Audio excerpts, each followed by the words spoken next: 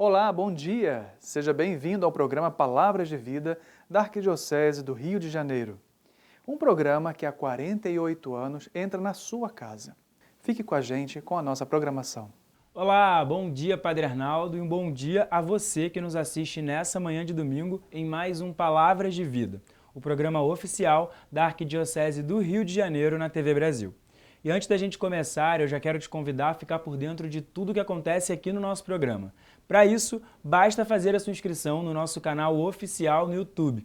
É só acessar youtube.com/Palavras de Vida TV Brasil.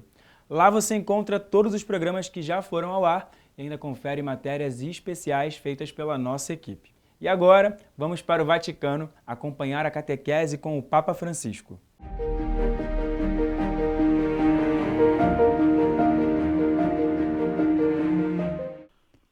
Cari fratelli e sorelle, buongiorno. Queridos irmãos e irmãs, bom dia. Hoje, com a ajuda da palavra de Deus que ouvimos, abrimos uma passagem pela fragilidade da velhice, marcada de maneira especial pelas experiências de perplexidade e desânimo, perda e abandono, desilusão e dúvida.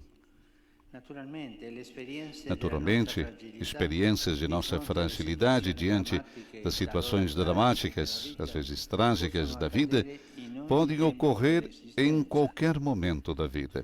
Entretanto, na velhice, elas podem causar menos impressão e induzir em outros uma espécie de hábito, até mesmo aborrecimento. Quantas vezes ouvimos ou pensamos, os idosos dão sempre... Não digam de não, que nos aborrecem. Não digam de não. As feridas mais graves da infância e da juventude provocam justamente um sentimento de injustiça e rebelião, uma força para reagir e lutar. Por outro lado, as feridas, mesmo graves, da velhice são inevitavelmente acompanhadas pelo sentimento de que, de qualquer forma, a vida não se contradiz, porque já foi vivida. Assim, os idosos são um pouco distanciados. Também na nossa experiência. Gostaria de distanciar-me. Na experiência humana comum, o amor, como se diz, é descendente. Não retorna sobre a vida que está atrás, com a mesma força com que se derrama sobre a vida que ainda está à nossa frente. A gratuidade do amor também aparece nisso. Os pais sempre souberam disso. Os idosos aprendem-no cedo. No entanto, a revelação abre um caminho para um retorno de amor diferente. É o caminho de honrar aqueles que nos precederam. É o caminho de honrar aqueles que nos precederam, os idosos. Esse amor especial que abre o caminho na forma de honra, ou seja, ternura e respeito ao mesmo tempo, destinado aos idosos, é selado pelo mandamento de Deus: honrar teu pai e tua mãe. É um compromisso solene, o primeiro da segunda tábua dos 10 mandamentos. Não se trata apenas do próprio pai ou da própria mãe. Trata-se da geração e das gerações anteriores, cuja licença pode também ser lenta e prolongada, criando um tempo e um espaço de convivência duradouro com as outras idades da vida. Em outras palavras, trata-se sobre a velhice da vida. A velhice. Honra é uma boa palavra para enquadrar esta área de restituição do amor. Isto é, nós recebemos o amor dos pais, dos avós. Agora, nós restituímos esse amor a eles, aos idosos, aos avós. Hoje descobrimos o termo dignidade para indicar o valor do respeito e do cuidado com a vida de qualquer pessoa. Dignidade aqui essencialmente equivale à honra. Honrar o pai e a mãe, os idosos, é reconhecer a dignidade que eles possuem. Pensemos bem sobre essa declinação de amor que é honra. O próprio cuidado com os doentes, o apoio daqueles que não são autossuficientes, a garantia de sustento, podem carecer de honra. Falta honra quando um excesso de confiança, em vez de ser expresso como delicadeza e carinho, ternura e respeito, se transforma em aspereza e prevaricação. Quando a fraqueza é censurada e até mesmo punida, como se fosse uma culpa. Quando a perplexidade e a confusão se torna uma abertura para o escárnio e a agressão. Pode acontecer mesmo em casa, nos lares, nas casas dos idosos, assim como em escritórios ou nos espaços abertos da cidade. Incentivar nos jovens, mesmo indiretamente, uma atitude de suficiência e até mesmo de desprezo pela velhice, suas fraquezas e precariedade, produz coisas horríveis. Abre o caminho para excessos inimagináveis. Jovens que põem fogo no cobertor de um vagabundo. Nós vimos isso. Porque o veem como um descarte humano. E muitas vezes pensamos que os idosos são um descarte.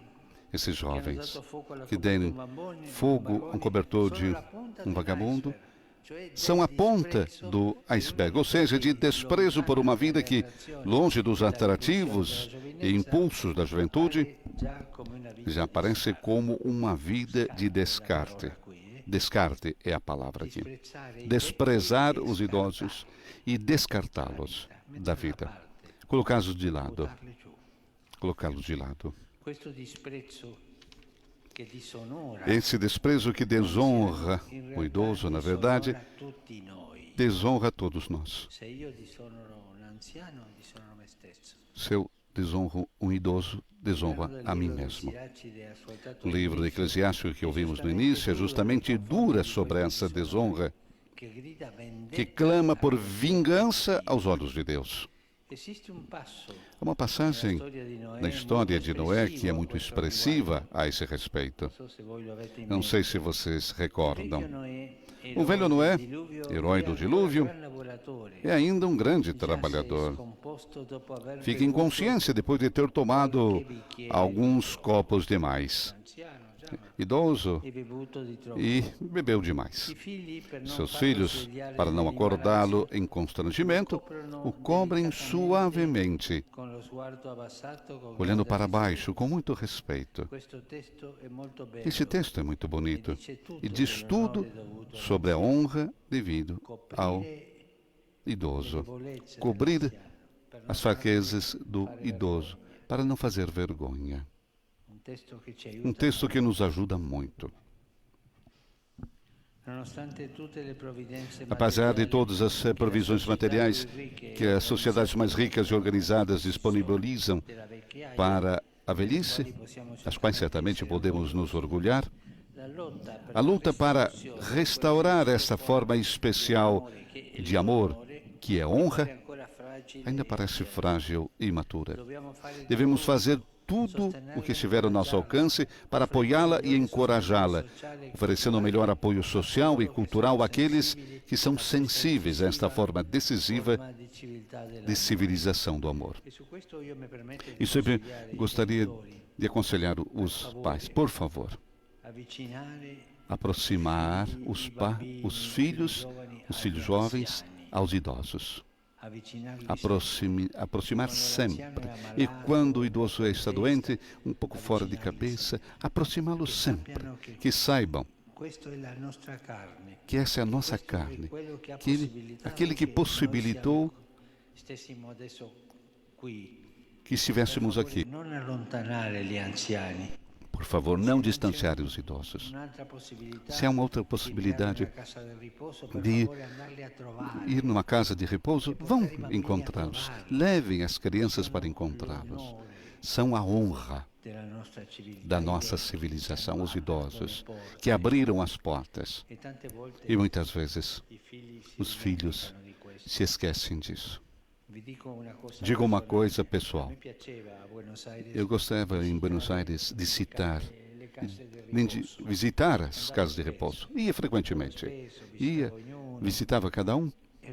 E recordo uma vez que perguntei a uma senhora: quantos filhos a senhora tem? Eu tenho 4, todos casados, com netos.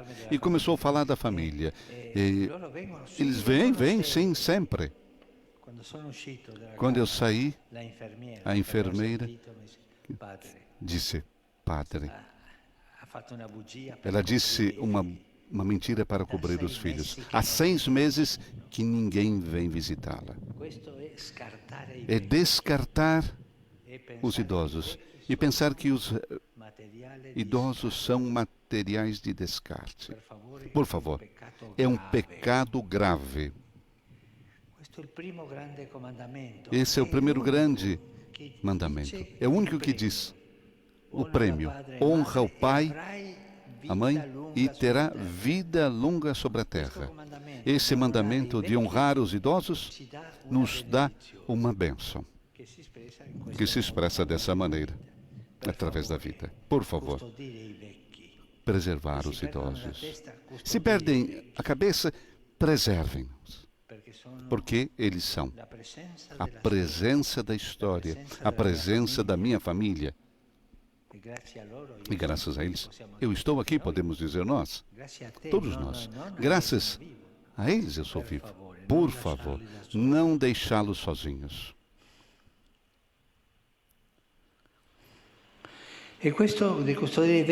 Isso de preservar os idosos não é uma questão de comércio ou cirurgia plástica.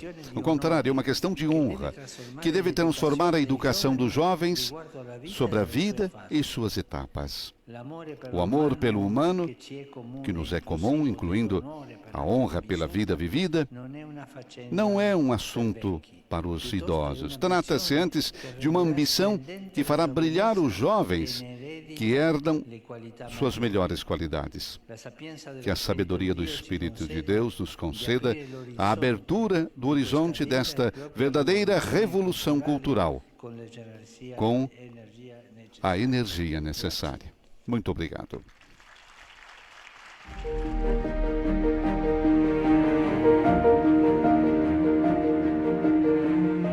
E nós continuamos no Vaticano, agora com notícias internacionais. Olá, Vinícius. A palavra de hoje é misericórdia. Pois bem, São João Paulo II instituiu o segundo domingo de Páscoa como Domingo da Divina Misericórdia, uma tradição que o Papa Francisco manteve, portanto, com missa no Vaticano, seguida da oração do Regina Coeli, que substitui o Ângelus neste período pascal.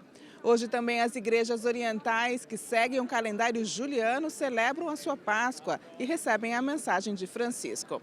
Mas falando do nosso Papa Vinícius, esta semana ele festejou 2 recorrências. No dia 23 de abril celebramos São Jorge, portanto o onomástico de Jorge Mário Bergoglio, e por isso foi feriado aqui no Vaticano. Já no dia anterior, o Papa comemorou 49 anos de profissão solene como jesuíta.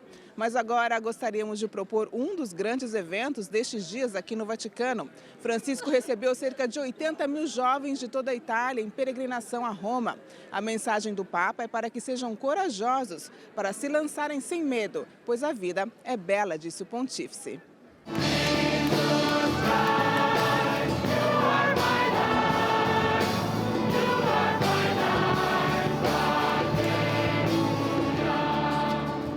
Ma non avere paura alla vita, per favore, avete paura alla morte dell'anima, alla morte del futuro, alla chiusura del cuore. Questo avete paura, ma la vita no, la vita è bella, La vita è per vivere e per darla agli altri, la vita è per condividerla con gli altri, non per metterla in chiusura, chiusa in se stessa.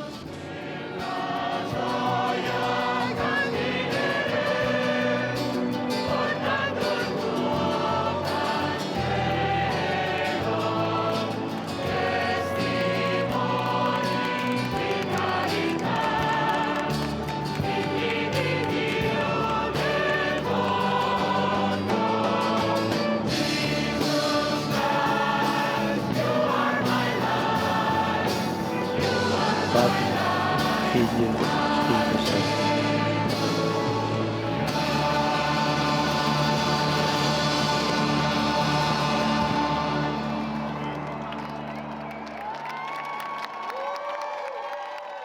Do Vaticano, Bianca Fracalvieri para o programa Palavras de Vida.